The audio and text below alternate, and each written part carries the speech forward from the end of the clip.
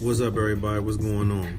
It was some information shared in this episode that we did not have the opportunity to pass the information along in depth. And I wanted to make sure I gave myself an opportunity to share this information with you guys, just in case a family member or a loved one would like to know more about these programs. The first program is called the Capital Guardian Youth Challenge Academy. This academy is military driven and it's military based. It's right at 3201 Oak Hill Drive, Laurel, Maryland, 20724. Their phone number is 202-730-1531. And the website that can be found for them is also cgyca.org. Again, that's cgyca.org. And I hear it was a very good academy, that they're doing good things. And it's just one of these, places, one of these outlets that we could just look for help for our kids. The second one is called the Free State Challenge Academy. And the Free State Challenge Academy is, a good one in my eyes because I was actually a mentor for 18 months within this academy. And this academy is located at 4230 Bill Road in Gunpowder, Maryland. The zip is 21010. Their phone number is 410-436-3220. And their website is freestatemil.maryland.gov. Two great programs, two places to start looking to see if you need help with your young man or your young woman in your life. I always try to give information out where I see fit. And I felt like last night we kind of talked about this information, but we didn't have an opportunity to give the information out. So I want to come back, double back, give y'all the information, and if whoever needs it, it's here for them to get. You know what I mean? So whether it's a family member, somebody that wants to mentor, regardless, the information is here. Hope you check them out, and I hope they're helpful. Again, this conversation needs to be had, and I hope you all enjoy the show. Appreciate you.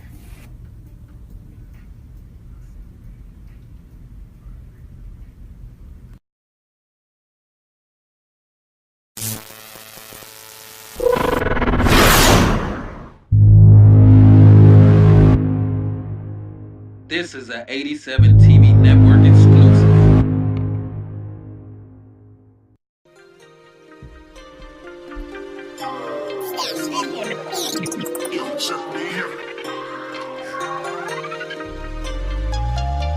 Be better than yesterday, I gotta be better than yesterday. No matter if I'm playing 6-man or star, I'm better than yesterday. I gotta be better than yesterday, I gotta be better than yesterday. No matter if I'm playing 6-man or star, I'm better than yesterday. We gotta be better, do better.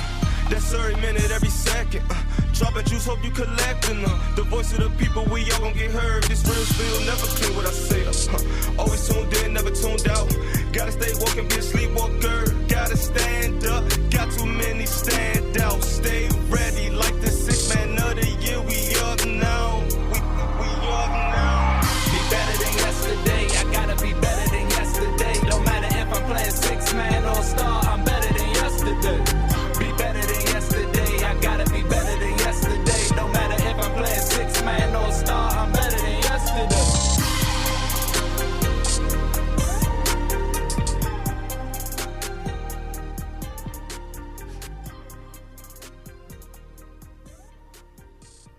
What's going on, everybody? What's going on?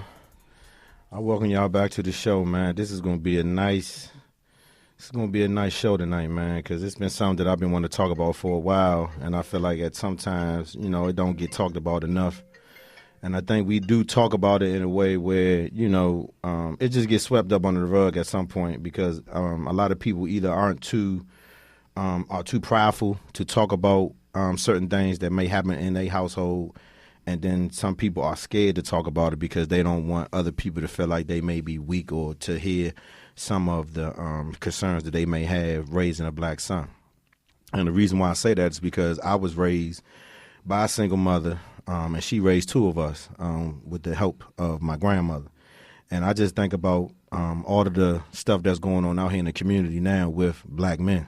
and not just, the police officers dealing with black men, talking about the shootings and, the involvement with the police, but black on black gun violence and just violence in general, because it just seems like in order to settle our differences, we have to go to the point of violence. And I don't think that it shouldn't be the norm anymore. I think that should be something that should be done and over with. So I got two guests that's here tonight. And I'm thankful that both of you ladies are here tonight with me. I really, really appreciate this, because I feel like this will be a candid conversation that I think, depending on, what you're comfortable with letting out, I think it would be beneficial to mothers and fathers in general, because there's a lot of fathers out there that give y'all the role once they gone. You know what I'm saying? That's something that I understand, because, again, like I said, my mother was raised, I was raised by a mother who did it by herself, and I will always tell anybody that my father was there. I mean, he was influential in my life. I would use that term, influential, because he was. I mean, I kind of know who I am now when I think of him and I look at myself. I'm like, oh, okay, that's Melvin. Oh, okay, I know where I got that from. But I got a lot of the smarts and a lot of the empathy, a lot of the it's another word I want to look for, humility from my grandmother. But then I got a lot of the energy and spirit and wanting to go get from my mother, because my mother was out there working 2 and 3 jobs, part-time at the pancake house. It was times that she had to get somebody to pick me up to take me to her, because she didn't want me to be home with my brother, because she know, it was probably I know I got one out there, but I ain't gonna have two. So she used to try to keep me as close to her as possible. So, I would go to the pancake house, do my homework.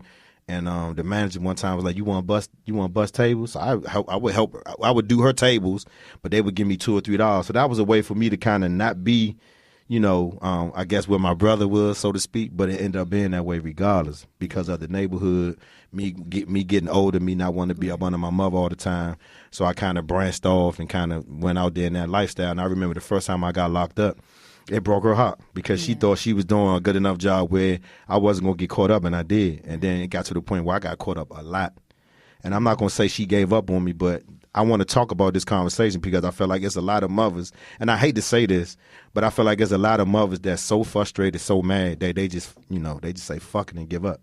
But they still love their child regardless. Like, they love them from a distance, or through a text message, or through, means of social media. But I feel like we're the mothers that really had these concerns about their sons, and, how do we attach it to a conversation? How do we attach it to dialogue? Because if we don't talk to them, at some point we already know is only 2 spots for them, and we always hear death or jail. But I feel like it's worse now. I don't think they have the second option anymore of going to jail the way they killing each other. Right. You know what I mean? And that's where I'm at now. So that's what's making me push this conversation, because I feel like when I was out there, I had 2 choices, right? But my mother, wanted me to have 3, which was go to school, graduate, go to college, and fortunately, I did all of that, right? And so there's a lot of people that look at me and look at me like, that's what's up, man. You was in the thick of it, I mean, we know you, on the South Side for certain things, but it's like, look at you now, though. Look what you're doing now. You full circle.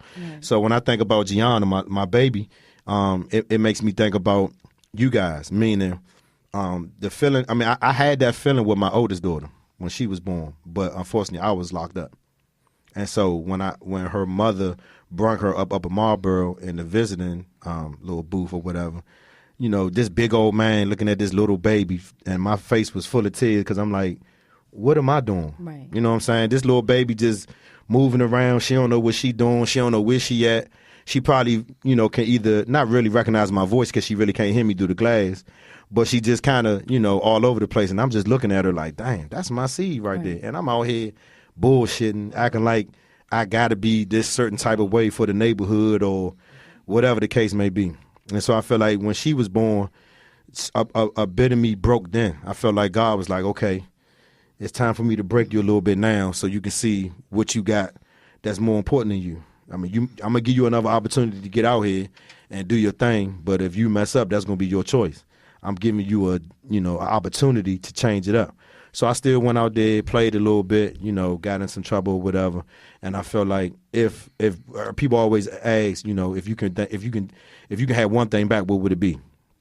And the one thing that I would take back is not being able to make the decision to make more time to be with her, because it took us a long time to even build a relationship. By the time we had a decent mutual relationship, she was graduating from high school. Wow. Right? And so I don't talk about that too much, because people ask me, what's up with your oldest daughter, my sisters, they mother, when we going to see our granddaughter, when we going to see our, our cousin? It's like, it's hard for me to explain why don't they see her. And it's not that she don't want to come around, but now she at a point where she's 23. Yeah. She got her own life. So I can't necessarily stop her life and say, hey, you should come in, chill with us or chill with the family. But I do send a text message, birthdays, holidays. We text as much as we can. I always try to throw in a little, you should come and meet your sister, just every now and then, not to throw it in her face. But I think the good thing about it is her mother and I now have a great relationship in terms of just talking. Because I mean, one night we talked, and just out of me, I wanted her to know how bad I felt for not being there as much as I could when we had her. Wow. Even though I was young, and I realized that, but I felt like my mother and my grandmother raised me with that humility, that empathy, and I felt it when I saw her, and I could imagine listening to some of the mothers now what she went through without me. Right. But I was around, but I was out doing me, living life. So I feel bad about that. So I know I had a conversation with a young lady not too long ago, and she was just letting out all her frustrations about having the kids, and now the youngest one is giving her the most problems, but his father don't come and help her out with him. And I'm like, I know it gets frustrating. She was like, yeah, men say that. I was like, nah, I'm saying that because I watched my mother go through it all my life. She got quiet. She was like, oh. I was like, so everything that you're talking about right now, I got a full view of it. I mean, I even broke it down to her one time. I was like, I remember one time my mother wouldn't even come outside. And I didn't know what that was. But now I understand that was a breakdown that she had. Like, okay. It's real. Like full breakdown. Pull the mic closer to you so we can hear you. So it was a full breakdown. Like, what she like people had to go get food for her to bring it back home because she wouldn't go outside. And so when I started telling the young lady this, she kind of looked at me and was like, so when you say, oh, you wouldn't understand, you're a man. Yeah, I am, but I had a front row view of what you describing right now 20, 30 years ago. So only thing I'm telling you is hang in there, because I mean, your youngest might be, whatever the situation is now, but the more you put the pressure on him, the more you keep at him, those frustrating nights, all of that shit is going to be a beautiful thing at the end of the day. Because when he start developing and doing exactly what you need him to do, having your back, taking the trash out, just doing all the things, you can be able to, think back then and be like, damn, I did a good job. Even though it was frustrating and it had you to a point where you was like, wow, but look at him now. Right. Japer's Clothing is a new, stylish, black-owned brand established in 2016. They explore unfamiliar territories in the clothing industry by tailoring their Euro Street vibe into their entire product line to enrich their vision to their customers and all of their clients. In a world where you can be anything, Japer says, be you, be versatile. Japer's Clothing can also be found at www.shopjapersclothing.com, and Japer's Clothing is also an official partner of this show, Real Talk with the 6THMAN. Japer's, be you, be versatile.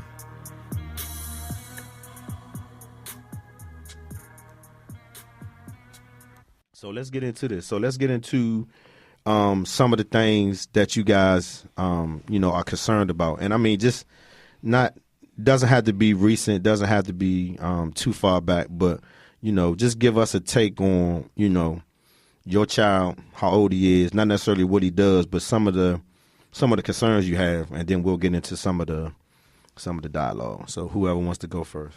Let me go first? Okay. So my son, his name is Tommy. He's 18 now.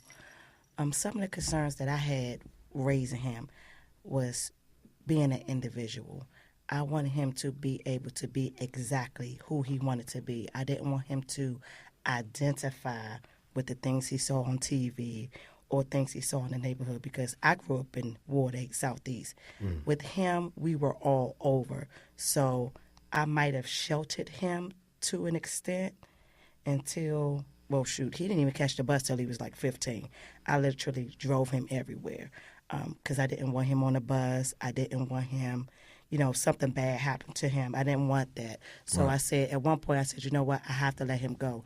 If I'm a believer in God and I trust God, I have to let him go. I can't shelter him. So when he became a teenager, around 15, I let him catch the bus to school, and he did really good. I honestly can say with him, we did quite well until, I'm going to say, the past 4 years when he started having sex, getting introduced to the girls and the friends, and then the weed came. We like girls. You know what I'm saying? And then that was just like, it was one point I was like, and just who the hell is this person? Right. This is not the person that I carried for 41 weeks. Who are you? Like, what are you? Who are you? I end up having to send him to Laurel.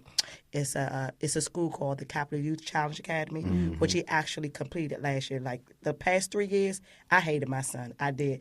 It was like I wasn't going to give up on him, but I was just like, you know what?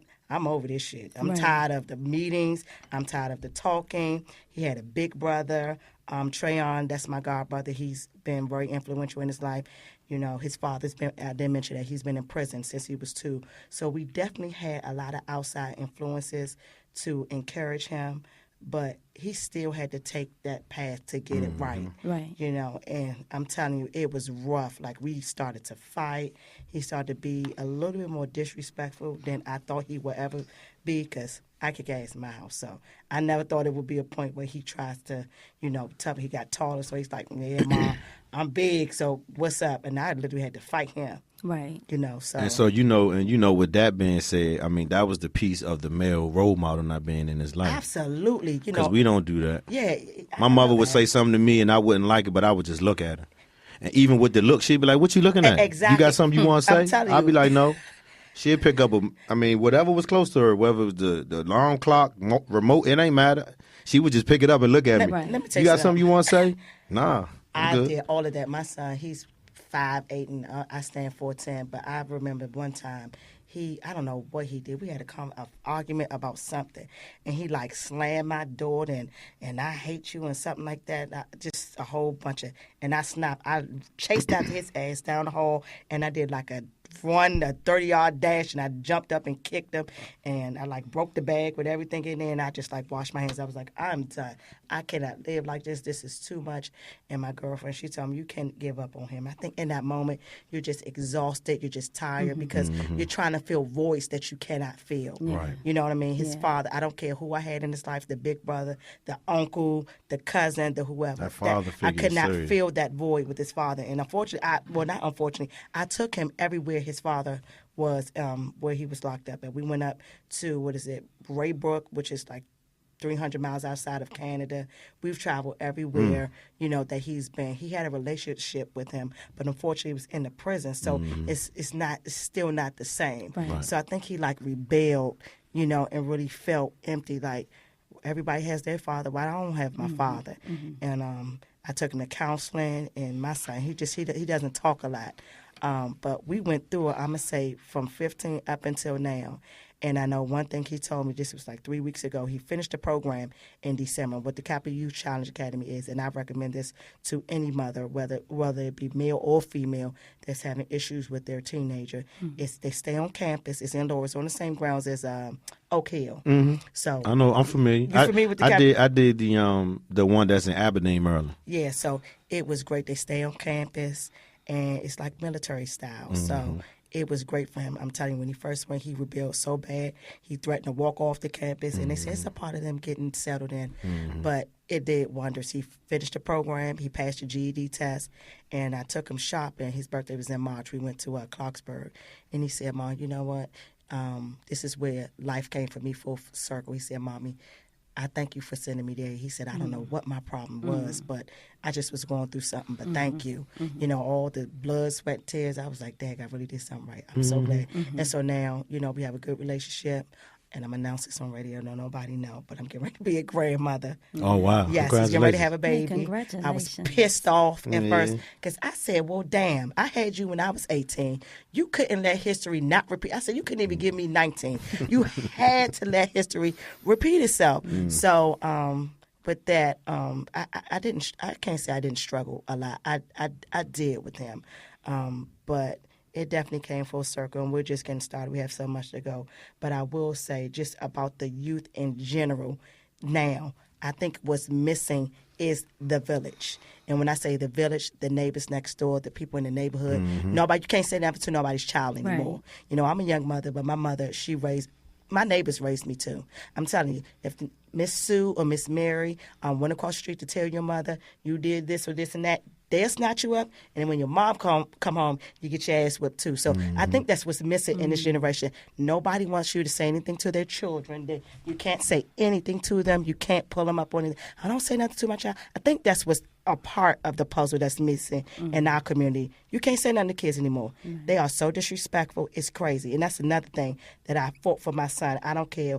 I told him, I don't care what you do. When you walk these streets, you don't know who's watching. Because I know when I was a kid, my friends used to do things. I used to be like, oh, shit, I ain't doing that.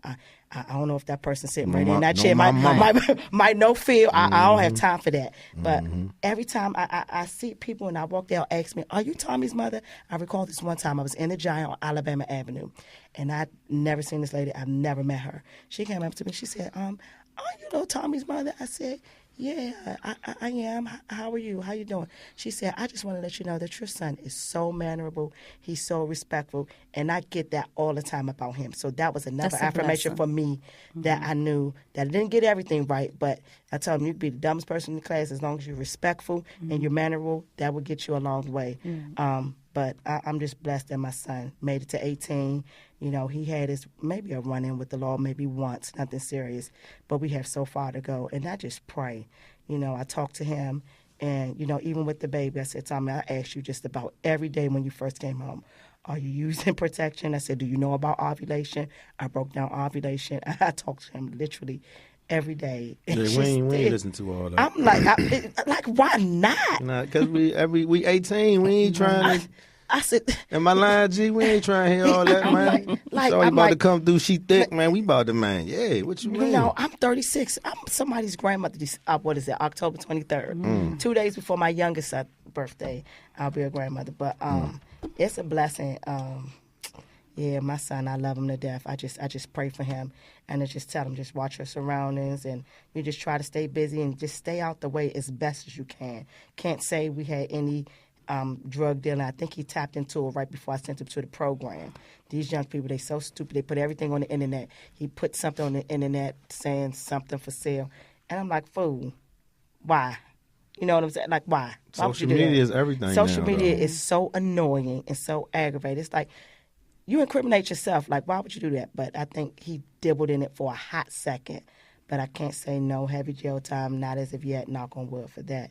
Keep praying for that. But he didn't give me a whole bunch of trouble. But I think, for the most part, it's the dad piece. Because I could teach him a lot of things, but I can't teach him how to be a man. Right. And I consider myself to be a very strong woman. But I can't do that. And I know that is what was missing in my baby's life. I feel if he had a hands-on, active man in his life, some things might have been different. And then again, may not. I try not to say, if I can go back, like you said, change things. I think life and experiences, they almost make us who we are. And I can't really say that I want the experience to be different, because at the end of the day, we came a long way with those struggles, and we were able, you know, to come through. But my son, I just pray for him. That's all I can do. I pray for him when I wake up in the morning, when I go to sleep at night, and I just pray that he continues to make choices, and I just pray that he hears my voice anytime he's getting ready to make a stupid decision. He just hear everything that I've taught him in the back of his head, because I know that worked for me. I know I used to be in the middle of some bullshit, and I could hear my mother and the voice in the background just saying, Shay, that's stupid. Don't do that. Don't follow the crowds. You hear those voices, you know, just adults, period, that you grew up with, and they instill something inside of you. You recall those things in the midst of trouble. So I just hope in my son's travel that he continues to do that, or I hope that even happens for him, because it's rough. It's rough. I mean, every week we're hearing about someone dying. And I know for me, I can't bury my son. I don't think that's something that I even want to even consider. It's a lot of mothers that have done it, though. Yeah. You know, I don't know. A lot of them. I don't think I would make it through that. What you got, man? So I'm a little older than you. My son is 27. And when Kevin asked me to speak on raising a black male in this area, as a single mother, I thought back to when his turning point, which is when you were talking about when he started being disrespectful. And the blessing in that is that I've instilled the fear of me in him, because I'm not tall, and I knew he would be. And so I believe if you spare the rod, you do spoil the child. Absolutely. And I whipped his ass. I'm telling you, like almost to death. And to this day, he'll tell you that. And so that's what I mean, at some point, talking is just not enough. Absolutely.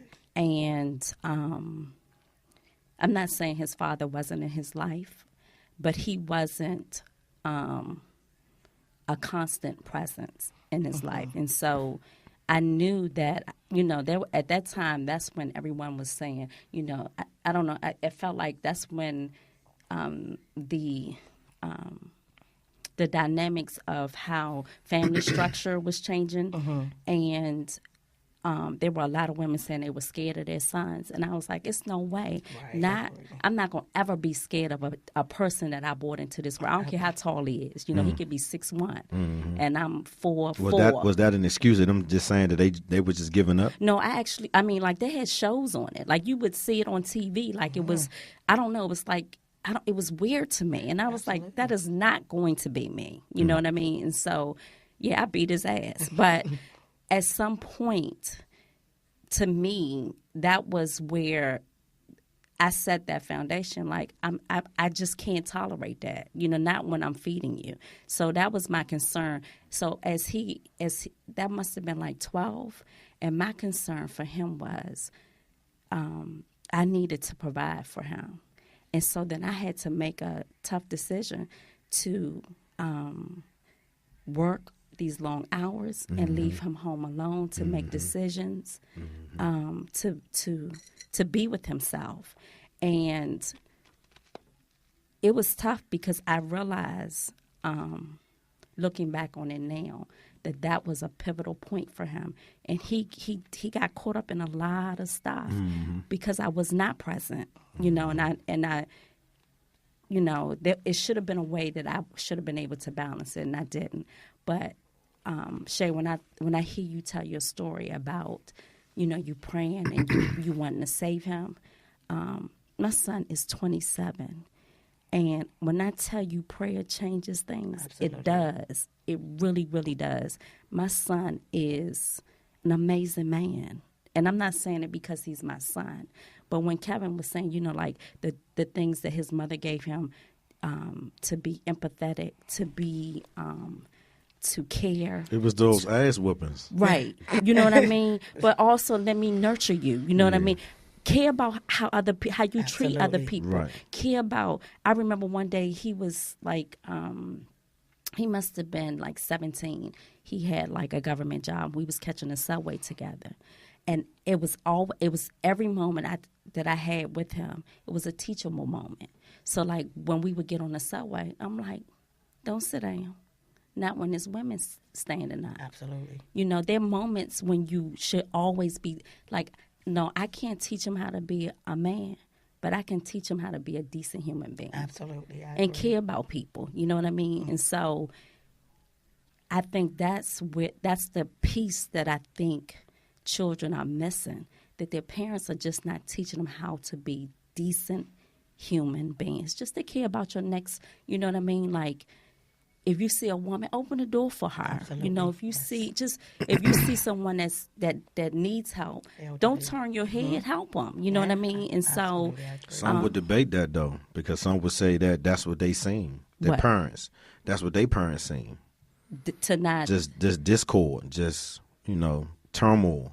So when they get kids, it's like the same thing. That's right. true. But guess You know what? what I You mean? gotta rise above your raising, Yeah, too. I was getting ready I to mean, say because I'm just playing devil's no, advocate. and I understand. get that. That's Yeah. true because you either you can be a product of your environment, but with social media and because we didn't have it, like some people didn't see it. No, you just saw what your world was, right? Right. But now you got social media. Social media will show you another side of the world. So when you see better, you should do better. Absolutely. You can't even use that as an excuse. Like, I seen my father beat my mom. You can't do that because guess what? There's social media will show you that you do. I mean, like, remember that family, I don't know, in California where the kids were like, it was like from 25 to 2 where the parents was like neglecting them. They was just recently in court. Right. I read that. The 15-year-old, guess what? She was making videotapes on YouTube. So why didn't the rest of them know? The ones that was before her and behind her. What made her special, right? Social media. She got on YouTube and saw different. Like, this is not how life is supposed to be for us.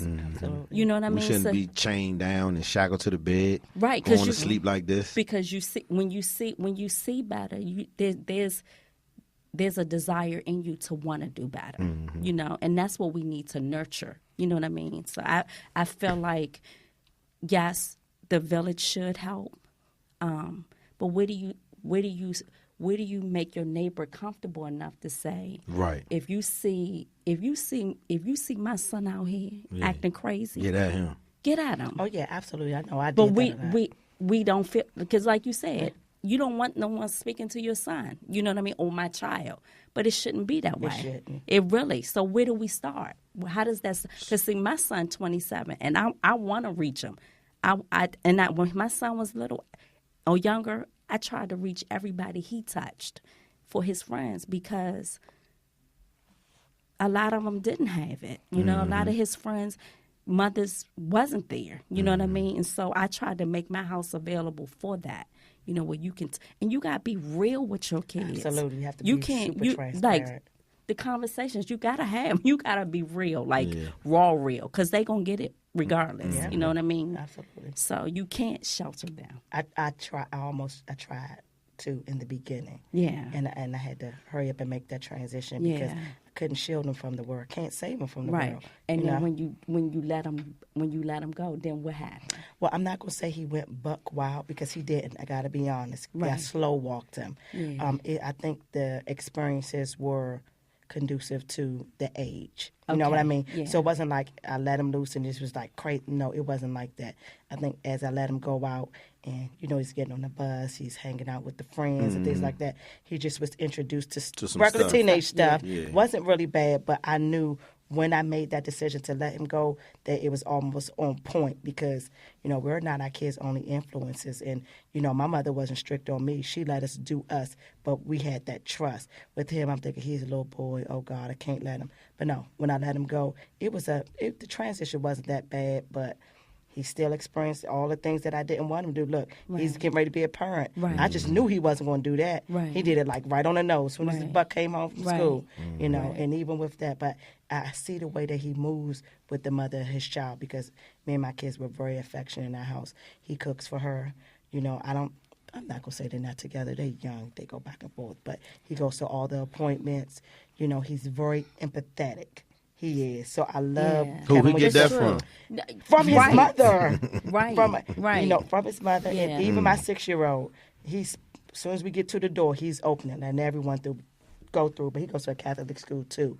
So they teach them that there, because I went there. With Catholic school. Yeah, we went to St. Francis Xavier. He talks about the world and being nice to your neighbor. He prays in Spanish and all that good stuff. I couldn't do it. What you mean you couldn't do it? I couldn't do it. It wasn't my environment. Yeah. It wasn't my environment. I wasn't learning. Yeah, because you could, you I could was be bored. or you could be put in that situation and rebel from it. So anything that you taught, you're not retaining. I would say a little bit of rebellion, but it just wasn't my.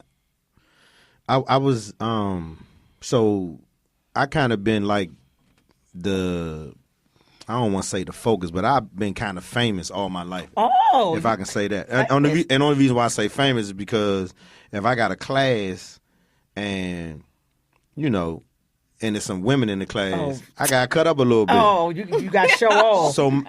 So I always had the attention on me, Oh, you had right? to be impressed. So it was like instead of me focusing on doing my work, because I could do my work, I just focused on not doing my work. I focused on being the life of the party all the time. And in Clavier School, you in one class all day. Well, that's not true But for you my son's just school. well, they say they changed. switched it up recently, but back in the day when I was in Catholic school, we had different time periods and sections where we would do different subjects. We would do history this time, math this time. Then we had, we go outside and have recess and all that. But I was, and then my mother was like, I'm not gonna sit here and waste this money and pay all this money if he's not gonna be getting the kind of grades that I want him to get. And so some of the conversation gonna come in with this story.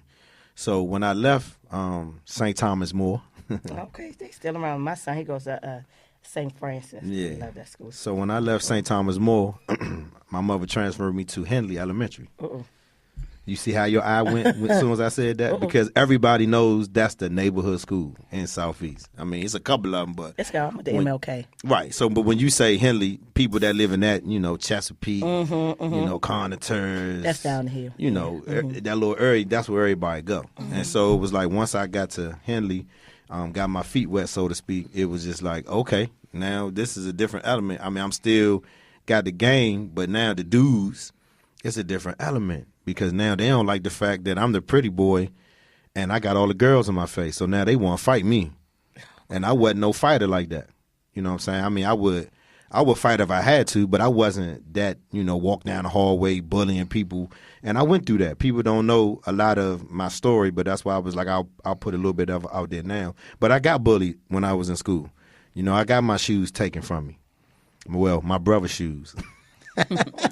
So, you know what I'm saying? So I had those moments when that type of shit happened to me. And so it got to the point where I tell a few people this story, but it's going to be short. So it was a guy, he was coming to my school every day to beat me up. I mean, he was in the 7th or 8th grade. I think I was in the 5th grade. Oh, God. And he would come to my school at the end of the day and beat me up because I was messing with his girl at the time.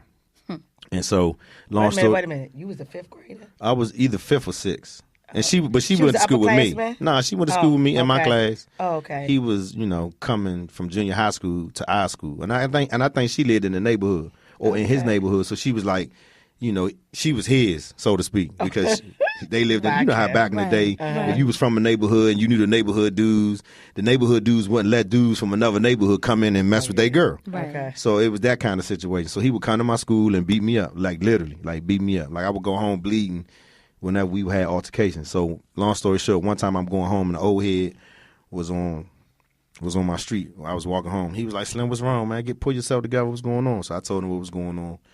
And he told me to bring him back $50 when I got right, when I got my mind right. So I did that, and he gave me a 38.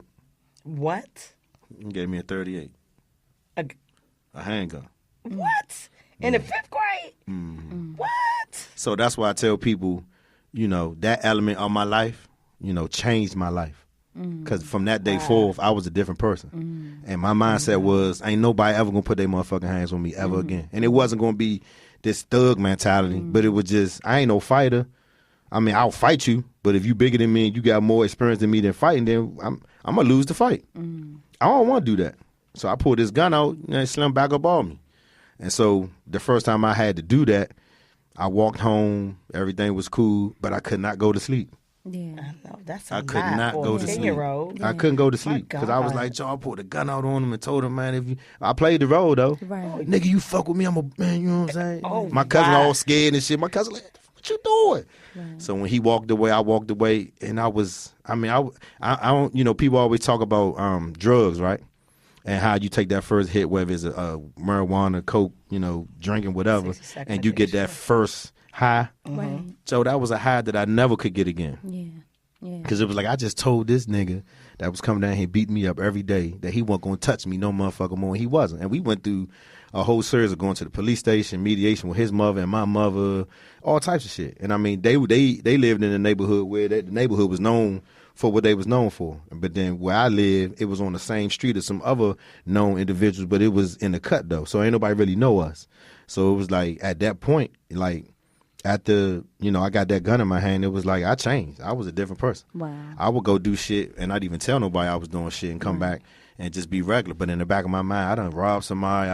Oh, my God. I done all types of shit. So was that around the time, Kevin, when when your mother was still trying to shield you from your brother's life? Yeah. Was okay. Yeah. Okay. So she had no idea that No. you had already experienced No. what she was trying to shield you Well, from. and not even that though, but I think my mother knew it was stuff going on. You know, as Right. mothers, you know, Yeah, it's stuff out there. Because you see the shift. Yeah. Yeah, you know, it's stuff going on. I'm coming Right. home a little later and later Right. and later. I mean, nothing really bad, but you know, you could just tell it's something going on. And so, like I say, I mean, that changed my life. I mean, Right. like all the way. And I mean, Right. it led me down a road where, you know, we ain't gonna talk about that road, but that road produced me today. Right. You know, but it's a lot with me that comes with me, so to Right. speak. So Right. when I think about that and I think about the mothers involved, I feel like, you know, I know what I went through with her, Right. but I do a lot of mothers out here let that story out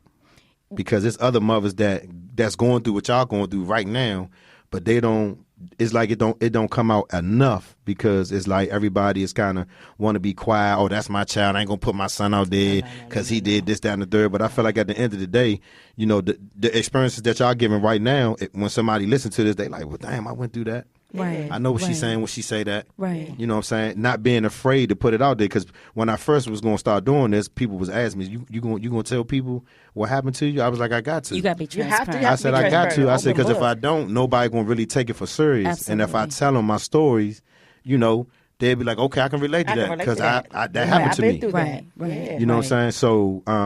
So for me, you know, my mother was there.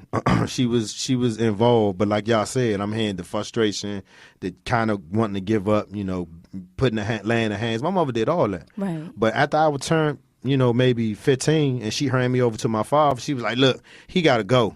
Yeah. He can go live with you." And you know what? The interesting thing about it is, as a single mother, when I didn't like my son, because I didn't, and I remember verbally saying it to my mother, like, I don't like him. Yeah, right? absolutely. And I said, I hate him. you know, like, and I was like it was real for me. Like, I don't care, you know, like, I don't care that do I what had you- you. yeah, do what I know. you I do. said I Right. hate my. Like I hate Right. this little nigga. Right. I don't like him. Like I want to fight him. Yes. Like he's somebody on the street. I'm like I don't like him. Yes. I hate this little boy. Right. I had to pray on that because I Right. did not like my son Right. for probably like 2.5 years. So Yes. let's We talk were not Yes. friends. So let's talk about that. So that's why I like dialogue. So let's talk about that. So when you got to that point, depending on who want to go first, when you got to that point, how much of that fueled you to possibly go to the father, whether he was absentee or not, and say, look, you got to step in and help me with him? I didn't have that option.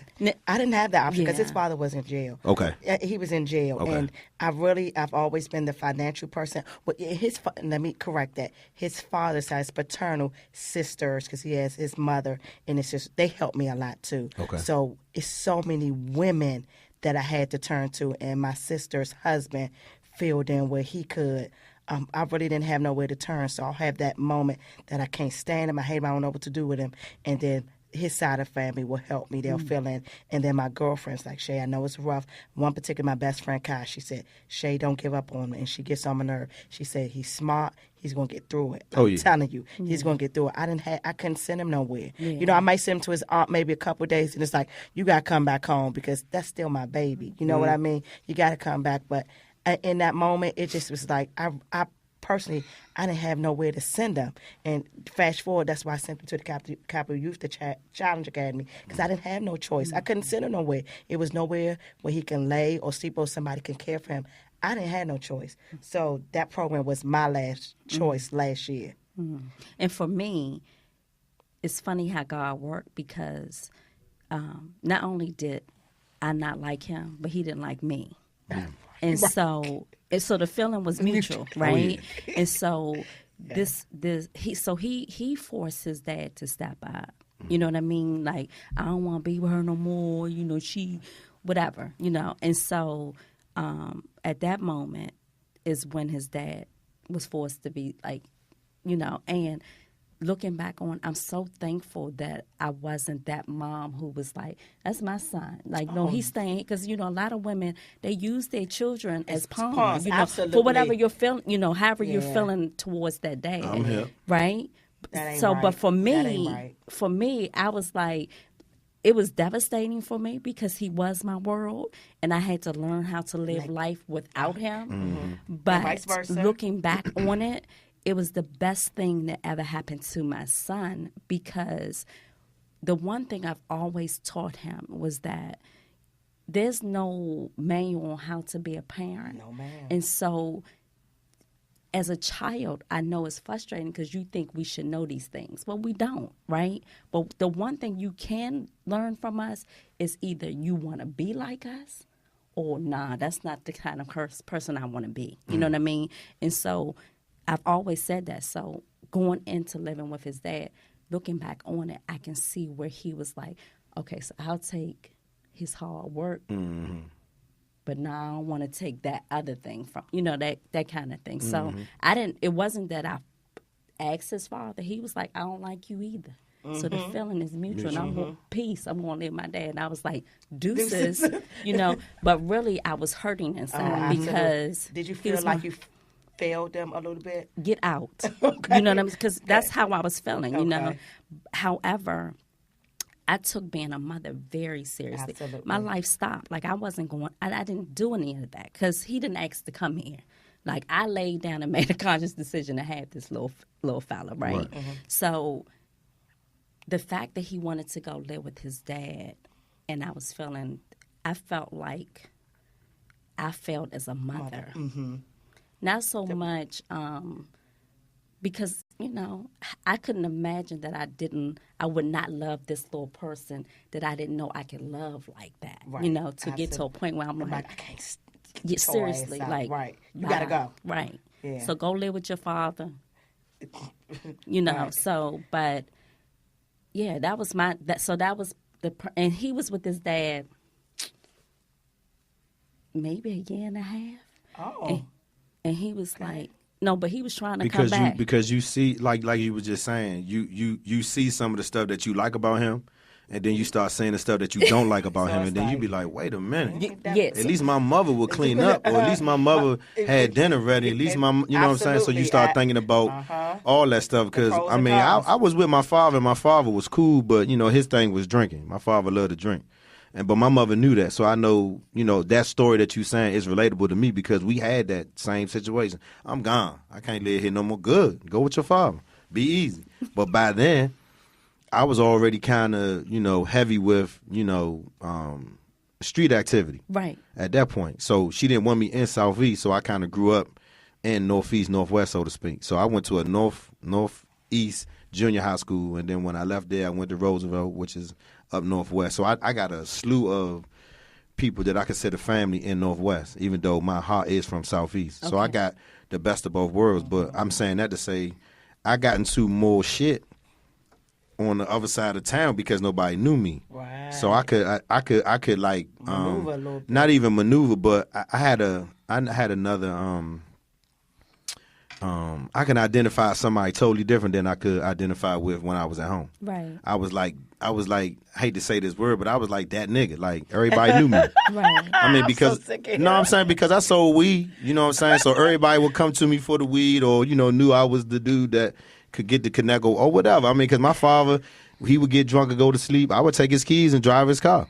Right. You know what I'm saying? So I was that dude. I was like, man, I'm about to call Kevin, see what's up with you. So I was just that person. And I'm pretty sure, in a lot of dudes' lives, it was a lot of dudes that was that dude when they was in school. I'm just saying Right. I was one of those dudes. I mean, I wasn't trying to be that. I just ended up being that. Because of, just because of the stature and the people that was, because I remember my therapist, I had to go to therapy one time because I had a fucked up attitude. And the therapist asked me, do you consider yourself a leader? I was like, nah, I don't consider myself a leader. She said, about the stories that you telling me, you've been leading people in ways that you don't even know. They've been following you and you ain't even know it. They've been following you to make bad decisions and you didn't even know you was putting them.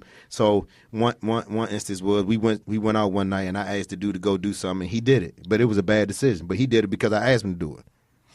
So she made me think about it in that regard. Right. What if you can take that spirit and re-engineer it and take it in another direction Something positive. and start giving people, something different. Absolutely. And at some point, I did that. Right. But I still would get into my little, mishaps. But I would say by the time I had my youngest daughter, it was like it was done. It was I done, agree. right? agree. So living with my father, it was cool because I learned some of the stuff from him. Like you said, you learn some stuff that's Right. good, but then you Right. go back and look at Mom Dukes and be like, man, I gotta go back to Mom Dukes. So I ended up going back, right? But I started playing football. I tried to start doing some stuff in her eyes, that she would see that was good. But the only thing that I like to talk about now, in regards to that, is my mother. She moved out. She went and found her, her man, and I think that's what she needed. I mean, to be honest, I think that's what she needed. But she moved out. So I was in junior high school. My brother was in high school. We was the only two boys in Southeast at that time that had a house, townhouse by themselves. What? My grandmother was in the basement, but grandma, that's grandma. She come up, check on us, cook, whatever. But we had a house. And so I try to tell people all the time that since I was maybe like, 12 or 13, I was selling drugs. We had a house. We was doing whatever the fuck we wanted to do all the time for a long time. Are you serious? Dead serious. Yeah. When I tell people stories about the Green Door, my man was online the other day. He was like, "Man, when we gonna do a podcast about the Green Door?" I said, "We gotta think about that one because there's so much that went on. We got to make sure that the statute of limitations is gone Okay. because we did a lot of shit. Absolutely. Okay. Yeah. We did a lot of Right. shit, and I feel like with that being said, my father still came around, but it got to the point as I got a little older that me and my brother, instead of him coming to us, we would go to him. Yeah. Because we could extend, see what's up with him, watch football or whatever. But we still, by then, we was men. Right. You know what I'm saying? Going through a lot of shit. And then men think that fathers don't really care. But I told my man the other day, you see, my father wasn't really there. But I remember one time that I was smoking outside. I told him I was out front, so he came downstairs and I was smoking. He just looked at me. He was like, "You smoking weed?" I was like, "Yeah." And in my mind, I'm thinking it's cool because he my father. He was really mad. Yeah. Fuck you smoking that for? And it like changed the whole dynamic between me and him for like 2 years. Right. Cause I was like, "What you mean? And then ain't this what you do?" He's like, I ain't never smoked no drugs. I drink, but I don't do that shit. Man, get that shit out of here. So I left. Our relationship was because I was like, "Who is this nigga talking about? Right. Fuck he talking about?" Right. That's the shit my mother talk about, and then this nigga talking this shit too. Man, I'm gone. So it's like that's the dynamic now that I'm talking about, where you got the mother who felt like she done so much, all she could do. Either you push them to the father or you push them to family members, right? And now the family members kind of getting at him, and he like, "Man, I don't want to hear that shit." And now they gone somewhere else. The deep end. That's what I'm calling it now, because it's the deep end now. Because when you got the youngest walking outside with guns Right. on Saturday afternoon, just shooting 80 rounds in the air, Right. what end are they on? They on the deep end. Oh, yeah. They on the way out. Right. Right. You know what I'm saying? So when I talk about that, I mean, what are those concerns? When your son walk out the house, now. I mean, we went, back in the day, but now it's different now. It's Right. different. So No respect for because I know life. for It's me, crazy. I got two. I mean, God is good that I got two daughters, but stuff can happen to them too. Because there's stuff on the Absolutely. news. driving down the street. When I heard about the little boy who got thrown over the third floor tier at the Mall of America, and the dude, he wasn't supposed to be in the mall, and some kind of way he was mentally challenged, and he threw the little boy. The boy was 5, I think. I was like, okay, but for me, I feel like now, when y'all was talking about, you can't talk to him, that's what they saying now. You can't talk to these youngins.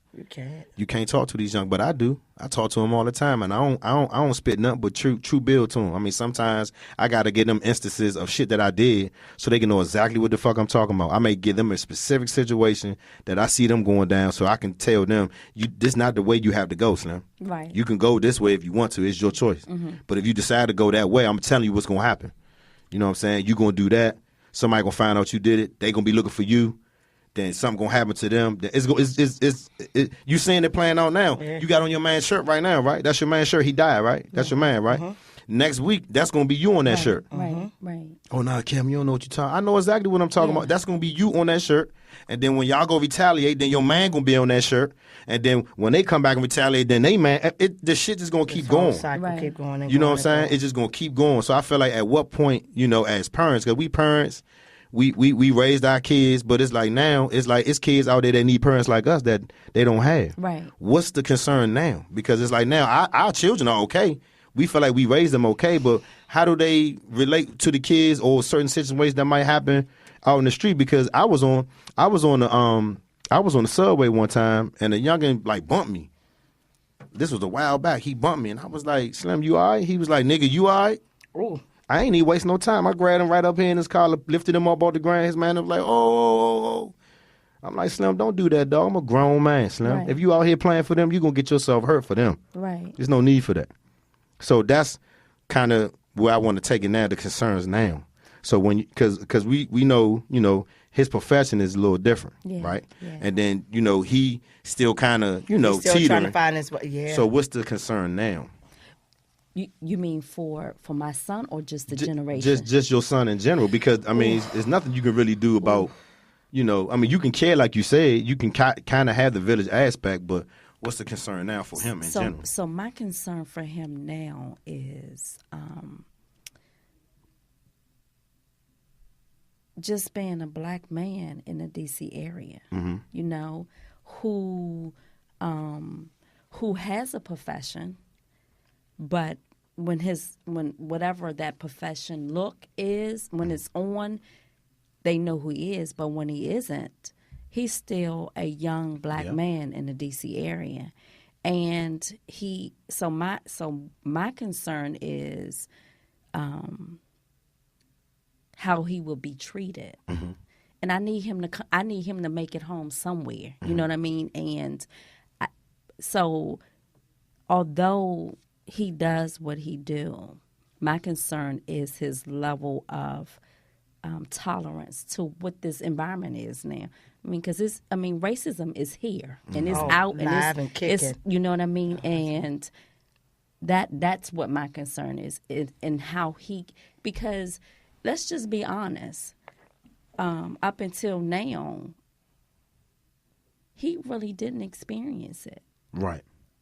Not to the level what it's showing now, right? Right. And so, did I equip him for that as an adult man to be able to handle it if he didn't know anything about it? Because I didn't share those stories with him. I didn't tell him. I didn't think it was important. Who would have thought in 2019 we would be in this kind of environment? Right. Absolutely. You know what I mean? And so as a mother to an adult male who I didn't, that's what my concern is. Because now I feel like I need to have those kind of conversations with him. But he's a man. Right. So how do I address that to an adult male? You know what I mean? So that's what my concern, What you got, Shay? Well, my son, my mother, and I, we're kind of like intellect, so I would always tell him, you have a couple of strikes against you. You're a black man, and you're in America, so you have to be twice as smart, twice as everything. I told him that. But I think telling him that and experiencing it is two different things. And he said, recently when he went up to the Chick-fil-A in Tellingtown, he bought his application. The lady lost it. He did everything that she asked him to do, and he never got the job. And he said, every time I go up there and a Hispanic person comes in, she takes them to the back and, during the interview process. And each time I go back up there, she takes them. But with me, it's always something wrong with my application. It's always something. So what do you tell him? So I just tell him, if you have a complaint, you get her name. You can call Human Resources, and you just move on from there. I tell him, anytime you do anything, document it. I said, and he's real nonchalant about it because it's like, oh, I don't want to do this, I don't want to do that. I can find me another job. But, I tell him, I don't know if it sticks with him or not, but I told him, get her name, call headquarters, call Human Resources to report that. But I told him it's a whole lot of those experiences that you're going to experience throughout your life, and it definitely gets worse. I also gave him a scenario. It's going to be a time that you and your other counterpart, you guys apply for the job, you'll have a degree, the other person may not, and they'll get it. I said, so sometimes it's going to be visually, and then sometimes it's going to be, racism that you can't see. So I said, we talk about it. Right. We definitely have had Amigos conversations. Definitely taking over.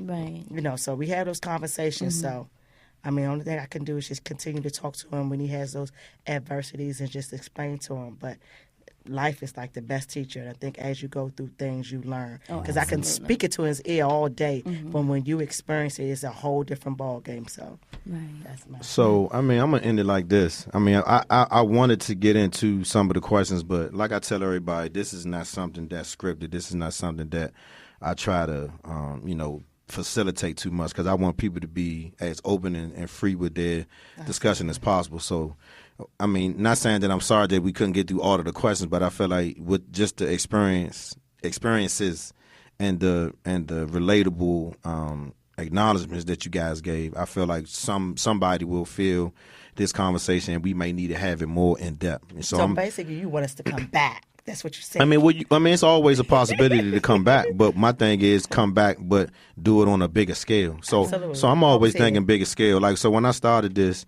I didn't know how I was going to impact people, right? And so when I started doing it, I start people from, Italy inboxing me. Hey, man, I'm listening to you in Italy. I'm stationed in such and such and such. Wait, what? He said, yeah, you know Head? Yeah, he went to Baloo. That's my man. Yeah, he told me about your show, so I'm listening to it. Nah. Okay. And so he like, yeah, man, I like what you doing, man. I like some of your discussion, especially the one. And when they start telling you exactly what you was talking about, that means they was really listening. Listen to you. So I look at it now like, if this is going to be something that the big homie upstairs got me doing, why not do it in a way that, I'm comfortable with? So I don't want to ask a whole bunch of questions. I don't want to get into no personal business. But, I mean, as much as you get out, I want you to give it to me, but I want it to be, what you feeling at the time. Right. So I appreciate y'all coming through, man, with the conversation, because I feel like it's still a conversation that needs to be a little bit more. Yeah. I mean, people sometimes feel like we didn't give them enough, but I'm like, y'all gave me enough. You know what I'm saying? Because I feel like, just the way I opened up, y'all kind of knew what I was going to talk about. And, when you was like, bye, I don't give a fuck, he can go. And then you was like, I hated my son. And that's the shit that they need to know. Right. You know what I'm saying? It's real. It's a real emotion. It is. And it's okay. It's okay. Doesn't mean you're a bad parent. It's a real life. I hated my son. I told him to. I did tell him that. Like, I'm like, I don't know who this joker. I can't stand his ass. I mean, with my mother, we went through that too. You know what I'm saying? And I feel like at 18, 17, when I had my oldest daughter, we kind of went through that. And I think even with my mother, watching the little baby, at that time, kind of slowed her down, because she was like, now I'm a grandmother. Now I got to focus on the baby because he's still out here wilding. So it's just the conversation still needs to be had, but Absolutely.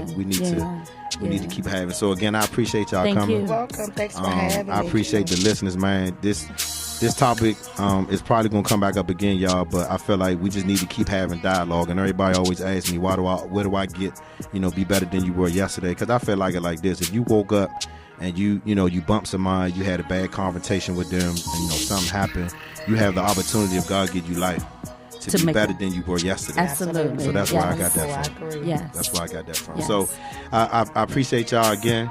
This is 6THMAN. I want y'all to keep listening. I got something else coming for y'all next week and the week after. I got some stuff lined up. So I want y'all to just keep tuning in, just keep working with me. And I appreciate all the support and all of the encouragement that I get. And until next time, y'all be easy.